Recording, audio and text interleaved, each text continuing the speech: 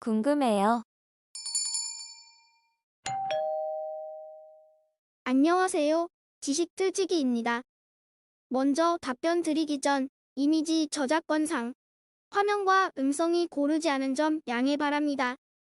영상을 끝까지 시청해주시고 좋아요 한 번씩 눌러주세요. 영상을 만드는 사람에게 큰 힘이 됩니다.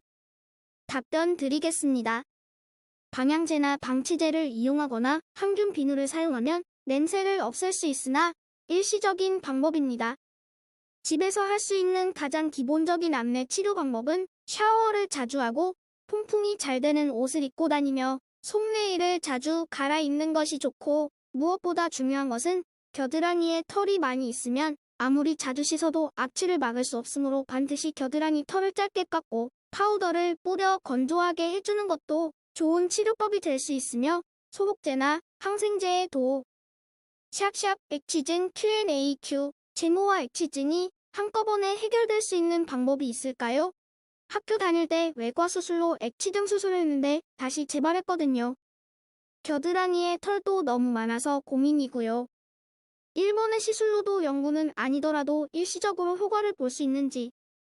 A털이 많으시다면 먼저 털을 연구 제모하시고 난 후 액취증 치료를 하시는 것이 좋을 것 같습니다. 털은 땀이나 아포크린선에서 나는 냄새를 나게 하는 세균을 가지고 있기 때문에 털이 없으신 경우가 치료가 더 좋은 결과가 있습니다. 그리고 털이 없어짐으로 털에 붙어있던 아포크린선도 없어지기 때문에 영구 제모를 하시는 것이 좋은데, 이 시술은 1회로는 치료가 어렵습니다.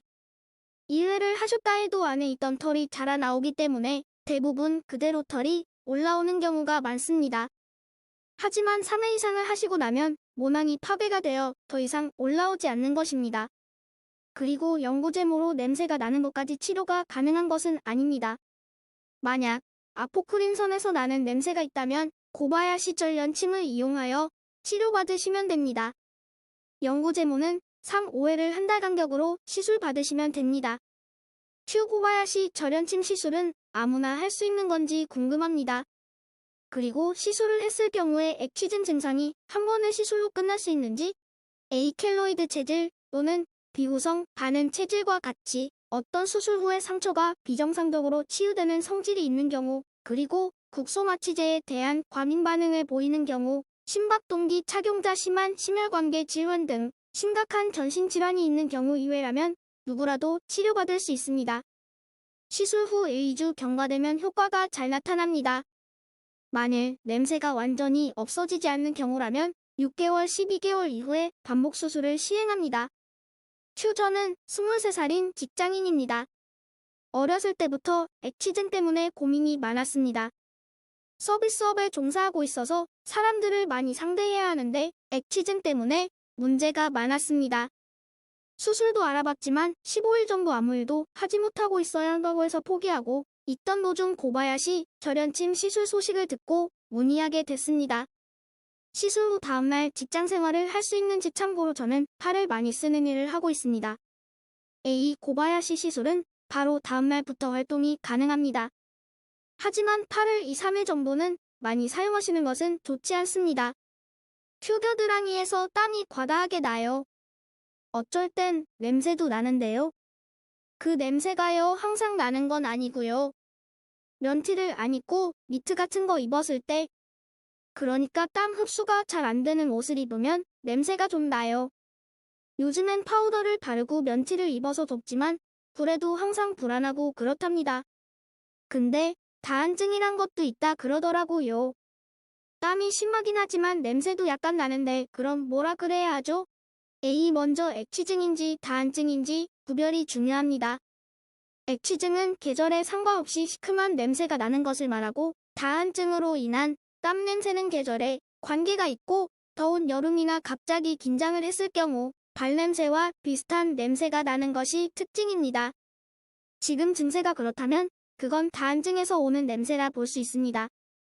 100% 암내를 제거할 수 있는 방법. 겨드랑이 암내는 누구에게나 어느 정도 가지고 있습니다. 즉, 암내 자체는 병이 아닙니다. 단 암내가 심해서 남들에게 불편을 주는 정도가 되면 병으로 보고 치료하는 것입니다. 어떤 치료 방법이든 100% 제거할 수는 없습니다. 하지만 현재까지는 특수 코팅 절연침을 이용한 땀샘 파괴와 연구 제모법이 가장 근접한 방법으로 생각됩니다. q 어린아이도 액취증이 올 수 있는지? A. 아포크라인서는 10세 이전까지는 기능을 잃고 있다가 그 이후에 액취증 체질을 가진 사람에서 내분비 기능이 왕성해질 때 기능을 하기 시작합니다. 따라서 액취증은 사춘기 이전이나 노인에서는 발생하지 않는다는 것이 정설입니다. Q의 역겨운 냄새가 나나요? A. 우리 몸의 땀샘에는 에크린 땀샘과 아포크린 땀샘이 있고 이 중 아포크린 땀샘에서 나오는 물질은 약간 끈적끈적거리는데 글라이코겐이라는 물질을 많이 가지고 있어서입니다. 이것이 몸 밖으로 나오면 세균과 반응하여 지방산과 암모니아로 깨지게 되어서 이런 화학 반응 결과로 계란 썩는 냄새, 양파 냄새 혹은 시큼한 냄새를 풍기게 됩니다. Q 유전성이 있나요? A. 액취증은 무성 유전한다고 보고돼 있습니다. 통계에 의하면 부모 중 한 명이 액취증을 갖고 있으면 50%의 자녀에서 액취증이 생길 수 있고 부모가 모두 액취증을 갖고 있으면 약 80%의 자녀에서 액취증이 생길 수 있다고 합니다.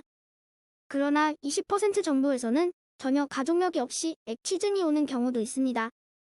튜브비지인 아이들이 커서 냄새가 난다고 하는데 A. 아포크린 땀샘은 95%가 겨드랑이 부위에 위치하고 나머지 5%는 뒷바퀴 주위, 항문 주위, 유두 주위, 배꼽 주위 등에 위치하므로 겨드랑이 부위만 치료를 요하게 되고 뒷바퀴 부위에 아포크린 땀샘이 있으므로 몰귀지인 아이들 중에서 나중에 겨드랑이 부위에서 냄새가 날 수 있는 확률이 높습니다. 큐 수술은 언제 해야 하나요? A. 액취증 수술은 그 시기상 중고 시절 방학을 이용해서 해주는 것이 좋습니다. 왜냐하면 액취증은 사춘기 때부터 그 증세가 나타나기 시작하고 사춘기의 예민한 시절에 성격상으로 많이 위축이 될 가능성이 있기 때문에 일찍 해주는 것이 좋습니다. 지금까지 지식들찍이었습니다. 다음 영상은 더욱 호기심 많은 질문들로 업데이트될 예정입니다. 구독하시면 일상생활에서 가끔 궁금한 질문들이 함께할 것입니다. 지식과 상식 얻어가세요. 감사합니다.